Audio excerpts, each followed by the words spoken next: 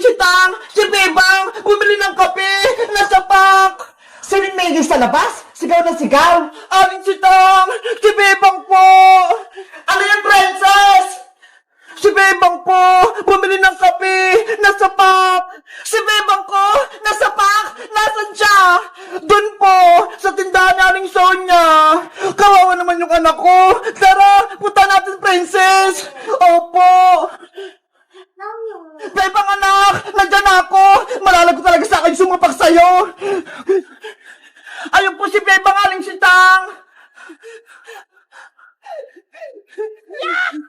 Bebang! Sino nang-away sa'yo? At sino sumapak sa'yo? Mayayari siya sa akin! Ano po, Nay? Wala naman po nang-away sa akin eh! Sabi sa akin ni Princess, nasa pa ka daw! Ano pa kasing sinabi mo, Princess? Hay nako, Aling Sitang, hindi naman po kayo nakikinig eh. Ang sabi ko po, si Bebang bumili ng kape ng nasa pack. Ayun po, hawak niya yung kapeng nasa pack na binili niya. Di ba po, Nay? Pinabili niyo po ako ng kape, nakapack. Ito po ho yung binili ko. Fake news naman to si Princess. Akala ko, meron ng masamang nangyari kay Bebang. Yun pala, wala. Hindi niyo lang po kasi naintindihan yung sinabi ko, Aling Sitang. Ikaw talagang Princess. Pinareviews mo pa si Nanay. Akin na nga yung kape ko, Bebang. Eto po, Nay. Kaping nakapak pala. Akala ko nasapak. Bebang, nasa na pala yung sisiw ko? Yung pinalaga ko sa'yo? Princess, may masama akong balita. Yung mga sisiw natin, wala na sila. Ano? Bakit? Pagising ko kaninang umaga, tumigas na yung mga sisiw eh. Hindi na sila humihinga. Nasaan yung sisiw ko, Bebang? Gusto ko makita. Nandun sila sa harap ng bahay. Nakalagay na sila sa lalagyan. Sisiw ko, nasaan ka na? Princess! Sisiw! Mabuhay ka!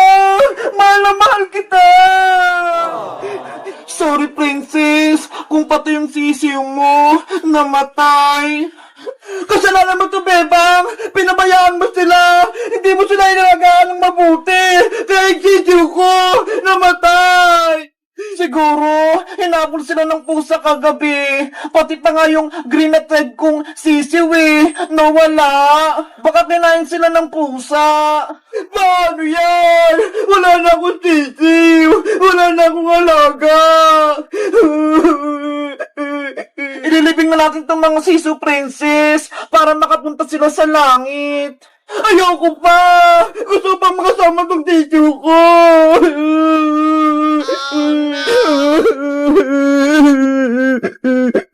Guys, kayo rin ba namatay ng alagang sisiw? Anong ginawa nyo? Nilibing nyo ba sila? Mag-comment lang kayo. Bye-bye! Oh no! Ang dami kong nilinisin. Pagod na ako, Ate Barbara. Basta ako, mag-selfie-selfie lang ako dito. Kasalanan mo to, Ate Barbara. Sinumbong mo ako kay Nanay. Kaya ayun, may punishment tuloy ako. Sa susunod kasi, Bebang, huwag ka nang sumama kay Princess para hindi ka na madami sa kalokohan niya. Wala naman kasi kasalanan si Princess, Ate Barbara eh. Pinagtatanggol mo pa siya, Bebang. Kung ako sa'yo, lalayo-layuan ko na yung Princess Bungenge na yan dahil puro kapama ka lang binibigay niya sa'yo. Hay, Ate Barbara! Narinig ko na naman yung pangalan ko! Ay, palaka! May pangit sa bintana! Hindi ako palaka, no? Bakit kasi nanggugulat, Princess? Hindi ka ba marunong kumato? Ikaw talaga, Ate Barbara, lagi mo akong sinisiraan kay Bebang. Dapat lang, para hindi na kayo maging magkaibigan ni Bebang, pasaway ka kasi, Princess. Mabait kaya ako, di ba, Bebang? Oo. Bebang, mukhang umiiyak ka ata ah. Pinalo ka ba ni Aling Sitang kahapon? Tama ka, Princess. Pinaglitan ako ni Nanay. Tapos, pinaglinis ako dito sa buong bahay. Ganun ba? Kawawa ka naman. Hindi ka pa tinutulungan ni Ate Barbara. Bakit? Kasalanan ko ba yon? Pinagalitan siya ni Nanay, kaya siya lang maglilinis. Bebang, gusto mo ba tulungan kita maglinis para mabilis kang matapos? Talaga, Princess? Tutulungan mo ako?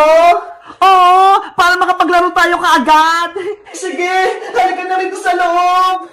Nay! Si Princess! Papasok na naman sa loob! Ay! Si Ate Barbara! Magsusumbong na naman para mapalo ulit si Bebang! Hindi ikaw lang yung gusto kong mawala dito. Bebang si Ate Barbara! Ayaw niya akong papasukin! Ate Barbara! Tutulungan ako ni Princess! Kaya ayaw mo na siyang pumasok dito sa bahay! Kasi naman, bita-bita na naman si Princess! Tutulungan ka pa niya?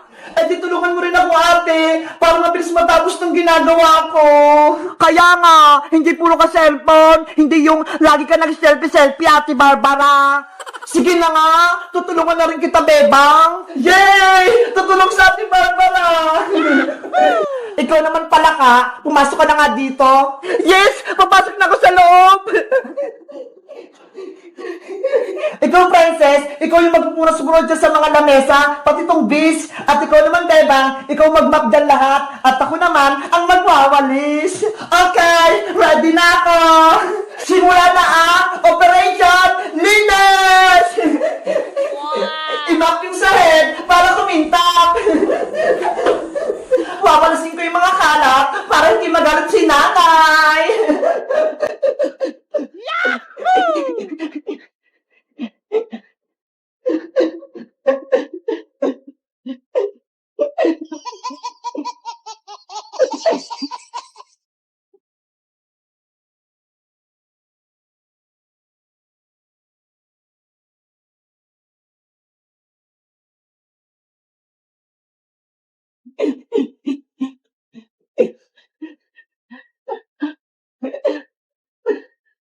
Three hours later.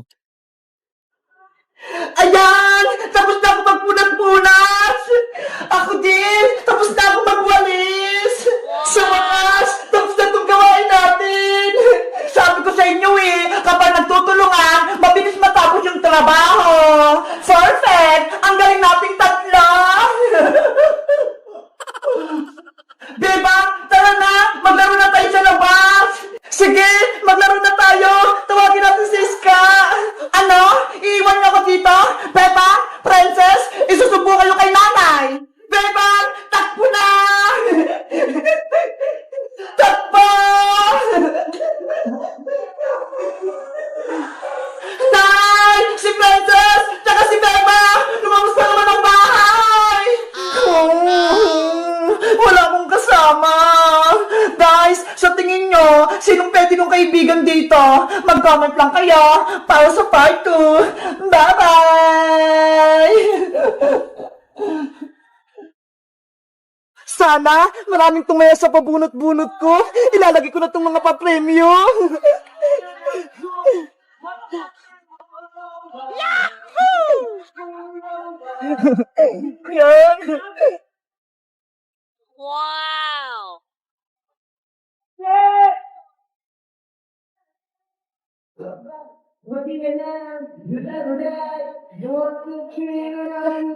Bebang! Anong ginagawa mo dyan? Iska, gumagawa ko ng palabunutan, pero yung papremyo, ito Wow! Ang laki naman ng premyo, tapos may 1,000 pa. Kaya nga swerte yung makakuha ng 1,000. Magkano ba bayad kapag nagbunot dyan, Bebang? Murang-mura lang, Iska. Piso lang, pwede ka nang makabunot. Grabe! Ang mura naman! Kaya swerte makakakuha ng malaking pera, yung 1,000, tsaka 500. Bebang, magbubunot ako, baka manalo ako. Okay, ilan yung bubunutin mo, Iska? 2 lang, kasi 2 piso lang yung pera ko ito, magbunot ka na. Ito na yung bayad ko. Sana, mabunot ko yung 1,000.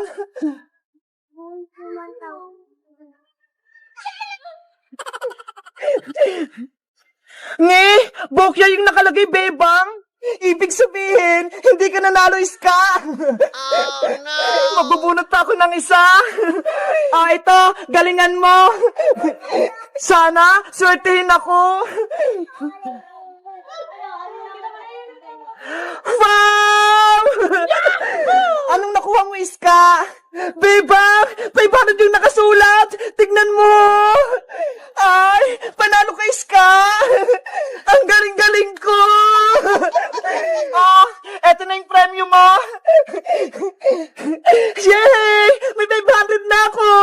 bili na akong laruan. Meanwhile, Oh, ito, princess. Pera. 5 piso. Ibili mo nga ako ng mantika kay Maring Sonia. Akin na po yung pera, Nay. Bilisan mo, para maluto ko na yung ulam natin. Oh, ito. Apa! May pera na akong 500 pesos! Ano kaya yun? Bakit masaya si Iska? Iska! Uy, princess! Alam mo ba, may palabunutan si Bebang, pera yung premyo! Talaga? Nanalo nga ako eh. Yung 2 piso ko, naging 500 pesos. Wow! Totoo! Gusto ko rin yan! Ayun si Bebang sa bahay nila. Magbunot ka rin. Baka manalo ka. Sige, magbubunot din ako. Bunot-bunot! Mananalo kayo ng malalaking pera! Bebang! Maglalaro din ako ng bunot-bunutan mo! Magbunot ka na, princess! Piso lang isa! Ipangbabayad ko muna itong pambili kong mantika! Baka manalo ko ng 1,000! Ano? Bubunot ka ba? Oo! O, ito, Bebang! 5 piso! Itataya ko to lahat! Okay! Magbunot ka na! Sana, 1,000 agad yung mabunot ko! Ngi! Bukya! Talo ka, princess! Mayapat ka bang pubunutin?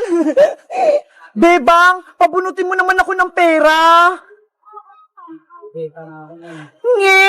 Bukya pa rin! 3 na lang, princess! Sana, swerte na ako!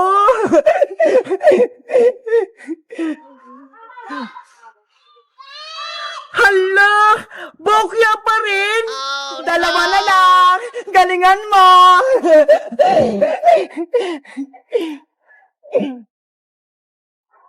Ano ba yan? Bukya pa rin? Bebang, madaya naman ata yung bunot-bunutan mo eh. Hindi ako nananalo. Hindi si Iska nga, nanalo ng 500 eh. 1 bunot na lang. Sana, manalo ako. Kung hindi, mapapagalitan ako nito ni nanay. Last bunot na to, princess. Sana swertihin ka na.